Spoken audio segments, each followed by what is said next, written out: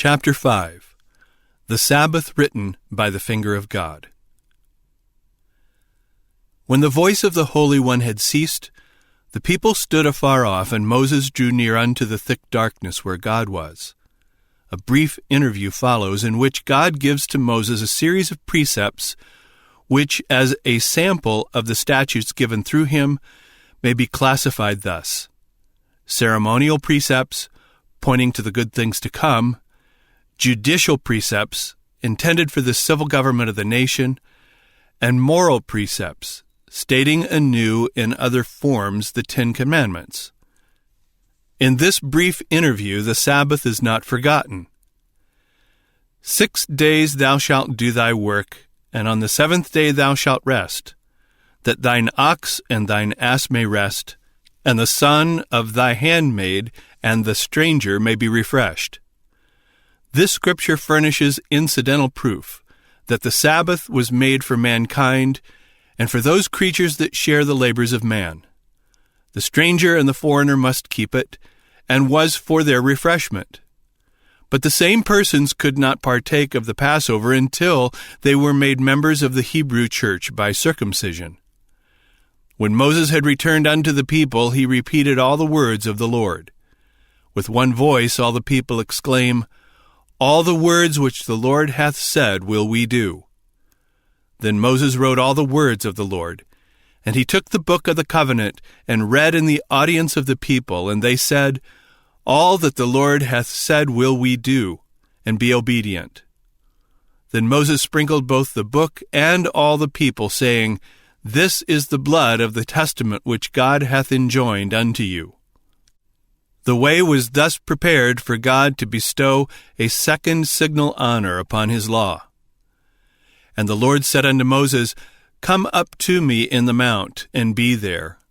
And I will give thee tables of stone, and a law, and commandments, which I have written, that thou mayest teach them."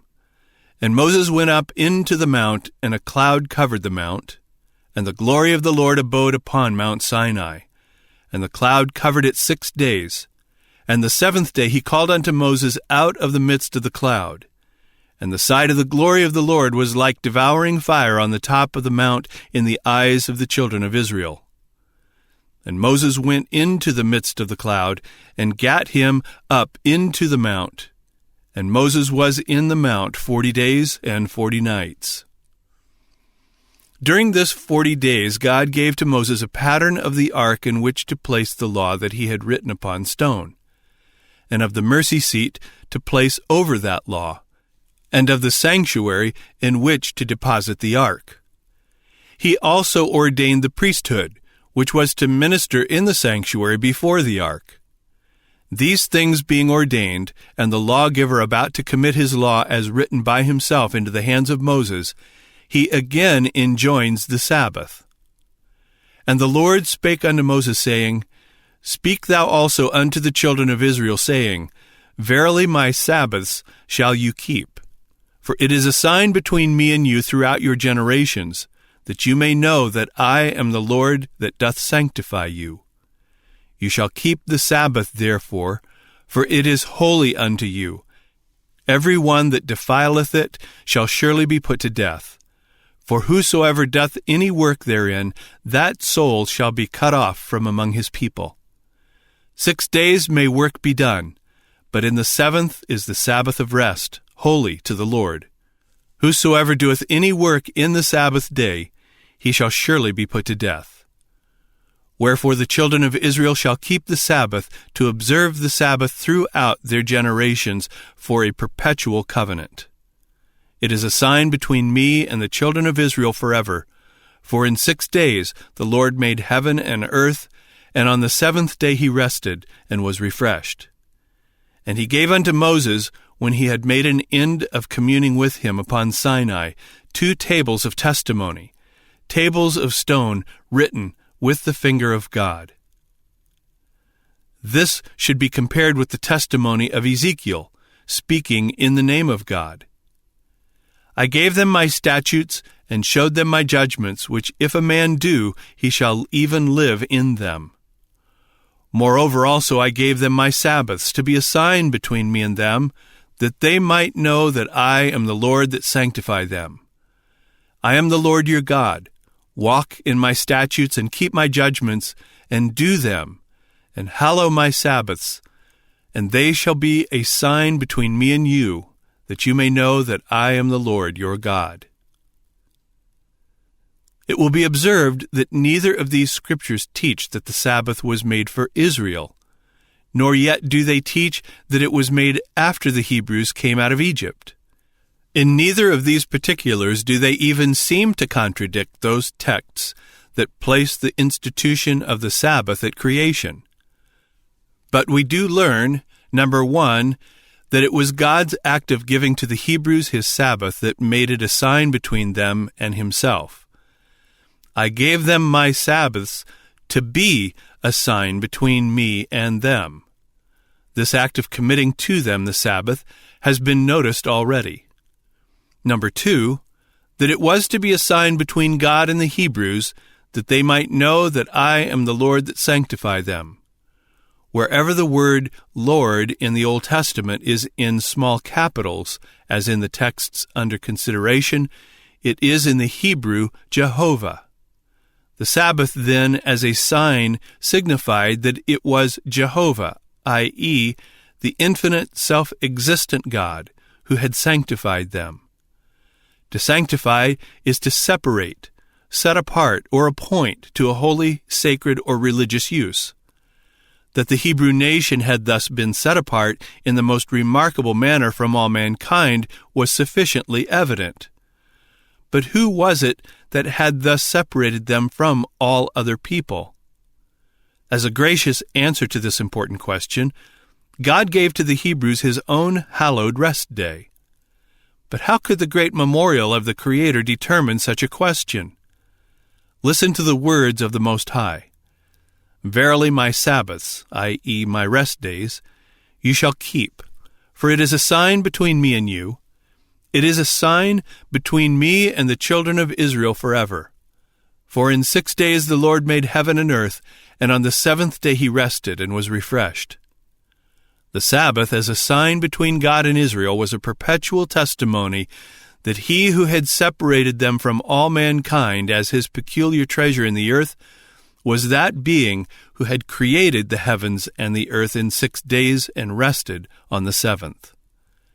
It was therefore the strongest possible assurance that he who sanctified them was indeed Jehovah. From the days of Abraham, God had set apart the Hebrews. He who had previously borne no local, national, or family name did from that time until the end of his covenant relation with the Hebrew race take to himself such titles as seemed to show him to be their God alone.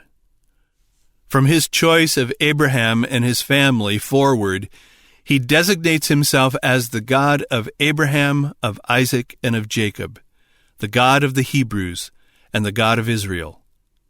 He brought Israel out of Egypt to be their God, and at Sinai did join himself to them in solemn espousal. He did thus set apart or sanctify unto himself the Hebrews, because that all other nations had given themselves to idolatry. Thus the God of heaven and earth condescended to give himself to a single race, and to set them apart from all mankind.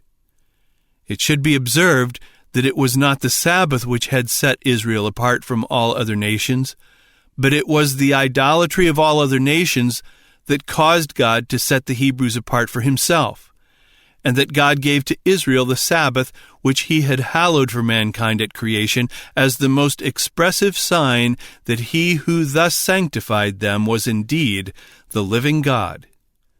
It was the act of God in giving his Sabbath to the Israelites that rendered it a sign between them and himself. But the Sabbath did not derive its existence from being thus given to the Hebrews, for it was the ancient Sabbath of the Lord when given to them, and we have seen that it was not given by a new commandment.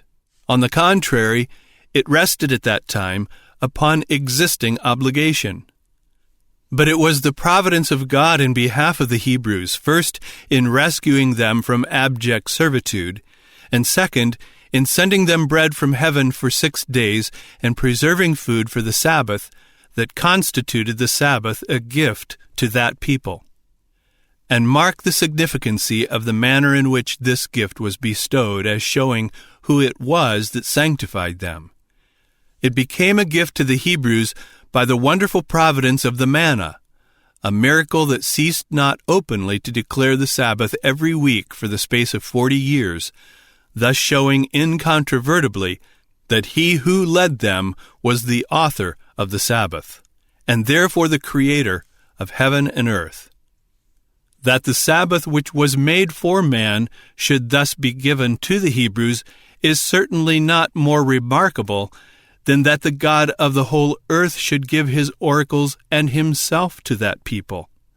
The Most High and his law and Sabbath did not become Jewish, but the Hebrews were made the honored depositaries of divine truth, and the knowledge of God and of his commandments was preserved in the earth. The reason on which this sign is based points unmistakably to the true origin of the Sabbath. It did not originate from the fall of the manna for 6 days and its cessation on the seventh, for the manna was given thus because the Sabbath was in existence, but because that in 6 days the Lord made heaven and earth, and on the seventh day he rested and was refreshed. Thus the Sabbath is shown to have originated with the rest and refreshment of the Creator, and not at the fall of the manna. As an institution, the Sabbath declared its author to be the Creator of heaven and earth. As a sign between God and Israel, it declared that he who had set them apart was indeed Jehovah. The last act of the lawgiver in this memorable interview was to place in the hands of Moses the 2 tables of testimony, tables of stone written with the finger of God. Then he revealed to Moses the sad apostasy of the people of Israel, and hastened him down to them. And Moses turned and went down from the mount, and the 2 tables of the testimony were in his hand. The tables were written on both their sides, on the one side and on the other were they written. And the tables were the work of God, and the writing was the writing of God, graven upon the tables. And it came to pass, as soon as he came nigh unto the camp, that he saw the calf and the dancing. And Moses' anger waxed hot, and he cast the tables out of his hands and brake them beneath the mount. Then Moses inflicted retribution upon the idolaters, and there fell of the people that day about 3,000 men. And Moses returned unto God and interceded in behalf of the people. Then God promised that his angel should go with them, but that he himself would not go up in their midst, lest he should consume them. Then Moses presented an earnest supplication to the Most High, that he might see his glory. This petition was granted, saving that the face of God should not be seen. But before Moses ascended, that he might behold the majesty of the infinite lawgiver, the Lord said unto him, Hew thee 2 tables of stone like unto the first, and I will write upon these tables the words that were in the first tables which thou breakest. And he hewed 2 tables of stone like unto the first. And Moses rose up early in the morning, and went up unto Mount Sinai, as the Lord had commanded him, and took in his hand the 2 tables of stone. And the Lord descended in the cloud, and stood with him there, and proclaimed the name of the Lord. And the Lord passed by before him. Then Moses beheld the glory of the Lord, and he made haste and bowed his head toward the earth and worshipped. This interview lasted 40 days and 40 nights, as did the first, and seems to have been spent by Moses in intercession that God would not destroy the people for their sin. The record of this period is very brief, but in this record the Sabbath is mentioned. 6 days thou shalt work, but on the 7th day thou shalt rest. In earing time and in harvest thou shalt rest. thus admonishing them not to forget in their busiest season the Sabbath of the Lord. This second period of 40 days ends like the first, with the act of God in placing the tables of stone in the hands of Moses. And he was there with the Lord 40 days and 40 nights. He did neither eat bread nor drink water. And he wrote upon the tables the words of the covenant, the 10 Commandments. Thus it appears that the tables of testimony were 2 tables of stone with the commandments written upon them by the finger of God. Thus the testimony of God is shown to be the 10 Commandments. The writing on the second tables was an exact copy of that on the first. Hew thee 2 tables of stone like unto the first, and I will write, said God, upon these tables the words that were in the first tables which thou breakest. And of the first tables Moses says, He declared unto you his covenant, which he commanded you to perform, even 10 commandments, and he wrote them upon 2 tables of stone. Thus did God commit to his people the 10 commandments. Without human or angelic agency he proclaimed them himself, and not trusting his most honored servant Moses or even an angel of his presence, himself wrote them with his own finger. Remember the Sabbath day, to keep it holy, is one of the 10 words thus honored by the Most High. Nor are these 2 high honors the only ones conferred upon this precept. While it shares them in common with the other 9 commandments, it stands in advance of them in that it is established by the example of the lawgiver himself. These precepts were given upon 2 tables with evident reference to the twofold division of the law of God: supreme love to God and the love of our neighbor as ourselves. The Sabbath commandment, placed at the close of the first table, forms the golden clasp that binds together both divisions of the moral law. It guards and enforces that day which God claims as his. It follows man through the 6 days which God has given him to be properly spent in the various relations of life, thus extending over the whole of human life, and embracing in its loan of 6 days to man all the duties of the second table, while itself belonging to the first. That these 10 commandments form a complete code of moral law is proved by the language of the lawgiver when he called Moses up to himself to receive them. Come up to me into the mount, and be there, and I will give thee tables of stone, and a law and commandments which I have written. This law and commandments was the testimony of God engraven upon stone. The same great fact is presented by Moses in his blessing pronounced upon Israel. And he said, The Lord came from Sinai and rose up from Seir unto them. He shined forth from Mount Paran, and he came with 10,000s of saints. From his right hand went a fiery law for them.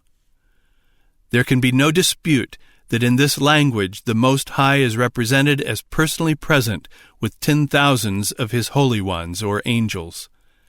And that which he wrote with his own right hand is called by Moses a fiery law, or as the margin has it, a fire of law. And now the man of God completes his sacred trust, and thus he rehearses what God did in committing his law to him, and what he himself did in its final disposition. And he wrote on the tables, according to the first writing, the 10 commandments, which the Lord spake unto you in the mount out of the midst of the fire in the day of the assembly. And the Lord gave them unto me. And I turned myself and came down from the mount, and put the tables in the ark which I had made, and there they be, as the Lord commanded me. Thus was the law of God deposited in the ark beneath the mercy seat. Nor should this chapter close without pointing out the important relation of the 4th commandment to the atonement. The top of the ark was called the mercy seat, because all those who had broken the law contained in the ark beneath the mercy seat could find pardon by the sprinkling of the blood of atonement upon it. The law within the ark was that which demanded an atonement. The ceremonial law which ordained the Levitical priesthood and the sacrifices for sin was that which taught men how the atonement could be made. The broken law was beneath the mercy seat. The blood of sin offering was sprinkled upon its top, and pardon was extended to the penitent sinner. There was actual sin, and hence a real law which man had broken. But there was not a real atonement, and hence the need of the great antitype to the Levitical sacrifices. The real atonement, when it is made, must relate to that law respecting which an atonement had been shadowed forth. In other words, the shadowy atonement related to that law which was shut up in the ark, indicating that a real atonement was demanded by that law. It is necessary that the law which demands atonement, in order that its transgressor may be spared, should itself be perfect, else the fault would in part at least rest with the lawgiver, and not wholly with the sinner. Hence, the atonement, when made, does not take away the broken law, for that is perfect, but is expressly designed to take away the guilt of the transgressor. Let it be remembered, then, that the fourth commandment is one of the 10 precepts of God's broken law, one of the immutable holy principles that made the death of God's only Son necessary before pardon could be extended to guilty man. These facts being borne in mind, it will not be thought strange that the lawgiver should reserve the proclamation of such a law to himself, and that he should entrust to no created being the writing of that law which should demand as its atonement the death of the Son of God.